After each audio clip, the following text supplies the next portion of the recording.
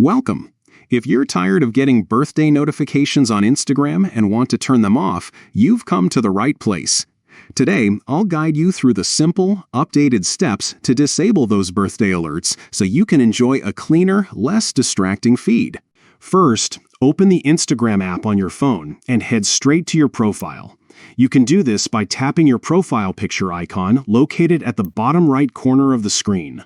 Once you're on your profile page, look for the three horizontal lines icon, also known as the hamburger menu, at the top right corner. Tap on it to open a menu with several options. Next, scroll down and tap on Settings and Privacy. This section contains all the controls for your Instagram experience, including notifications. In the Settings and Privacy menu, find and tap on Notifications. This is where you manage all the alerts you receive from Instagram. Now, look for the Birthdays option and tap on it. Here, Instagram gives you control over birthday-related notifications. Finally, you'll see the option to turn birthday notifications off. Simply select Off and you're done. From now on, Instagram will stop sending you those birthday reminders and notifications.